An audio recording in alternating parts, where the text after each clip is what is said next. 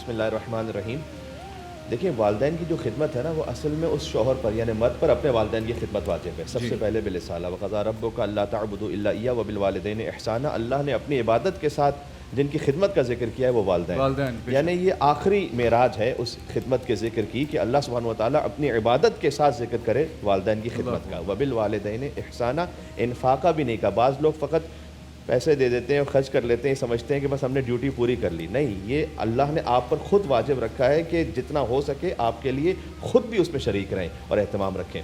اس کا جو ثواب ہے اور جو اجر ہے وہ جدا اور مختلف ہے. زوجہ پر والنٹیرلی استحباب کے طور پر زیادہ ثواب حاصل کرنے کے لیے وہ یقیناً خدمت کرنا چاہیں تو اس میں اجر ہے, لیکن اللہ سبحانہ وتعالیٰ نے بہرحال شریعت کے اعتبار سے ان پر واجب نہیں رکھا ہوا. یہ بلکہ میں اس سے آگے بڑھ کر کہوں گا کہ ایک زوجہ کے لیے اپنے شوہر کے لیے بھی کھانا بنانا وہ واجب نہیں ہے. اس کے کپڑے دھونا واجب نہیں ہے. یہ میں بالکل بغیر کسی لگی لپٹی کہہ رہا ہوں واضح الفاظ میں کہ وہ جو کر رہی ہیں وہ اپنے طور پر خدمت کر رہی ہیں ایک طرح سے. ان پر واجب نہیں ہے شریعت میں کہ آپ کے لیے کھانا بنا کے دیں. ان پر واجب نہیں ہے شریعت میں کہ آپ کے لیے کپڑے دھو کے دیں. ان پر واجب نہیں ہے کہ گھر کی صفائی آپ کے لیے رکھیں. وہ جو کر رہی ہیں ان کا اجر و ثواب بہت زیادہ ہے. سنت بی بی فاطمہ زہرا سلام اللہ علیہا ہے.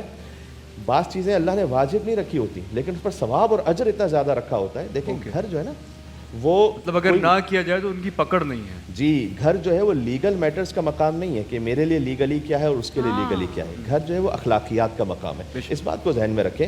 مرد پر بھی بہت ساری چیزیں واجب نہیں ہوتی جو کر رہے ہوتے ہیں. نان نفقہ جس حد تک واجب ہے مرد پر وہ ایک عام طریقہ کار کے مطابق ہے کہ جو معاشرے میں زندگی گزاری جاتی ہے, لیکن وہ اس سے بہت بڑھ کر کوشش کرتے ہیں کرنے کی. فرض کیجئے کہ نان نفقے میں اگر 3 یا 4 کپڑے واجب ہیں تو وہ 10-15 کپڑوں کا اہتمام کرتے ہیں. نان نفقے میں اگر ایک سادہ کھانے کا اہتمام واجب ہے تو وہ زیادہ سے زیادہ بہتر کھانے کا اہتمام کرتے ہیں. نان نفقے میں شاید یہ واجب نہ ہو کہ بار بار آپ ٹریولنگ پر لے کے جائیں, لیکن وہ لے کے جاتے ہیں. تو بہت کچھ مرد بھی اپنے واجب سے بڑھ کر رہے ہوتے ہیں. اس طرح سے مستورات کو بھی چاہیے کہ اس کا اہتمام رکھیں, لیکن جہاں تک ایک لائن کی بات آ جائے کہ کیا واجب اور کیا واجب نہیں, تو ایسی صورت میں اس خاتون پر بہت زیادہ ثواب ہے کہ اپنے ساس اور سسر کی خدمت کریں. یقیناً اس کا بہت زیادہ اجر ہے.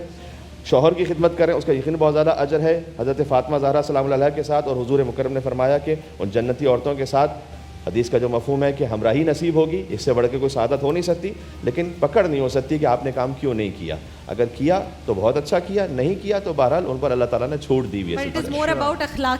اخلاقیات ہے. ہاں جی جی جی جی قانونی طور پر گھر میں زندگی نہیں گزاری جاتی, اخلاقی طور پر گزاری جاتی ہے. میں یہ سوچ رہا تھا کہ اگر کسی عورت کے اور چھوٹے بچے ہیں تو ان کے لیے کھانا وغیرہ بنانا تو پھر تو نہیں, میں چھوٹے بچوں کی بات نہیں کر رہا اپنے بچوں, میں کہہ رہا ہوں اس خاوند کے لیے وہ کھانا بنا کر دے کہ بھئی آپ کے لیے ہم نے کھانا یہ پیش کیا ہے, چائے بنا کر دیں, کپڑے دھو کر دیں.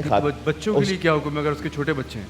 بچوں کا چونکہ اس کی جو ذمہ داری آ جاتی ہے وہ ماں باپ پر آ جاتی ہے, تو ایسی صورت میں وہ ایک فرض ہے اس پر کہ وہ حفاظت کرنا, وہ پرورش کرنا, وہ یقیناً ہے. لیکن خاوند کے لیے یہ سارا اہتمام کرنا, اور خاوند بار بار اس کو حکم دیتا رہے کہ میرے لیے یہ لے کر آؤ, میرے لیے وہ لے کر آؤ, یہ نہ لے کر آئے تو جھگڑا شروع ہو جائے اور تان تشنی شروع ہو جائے.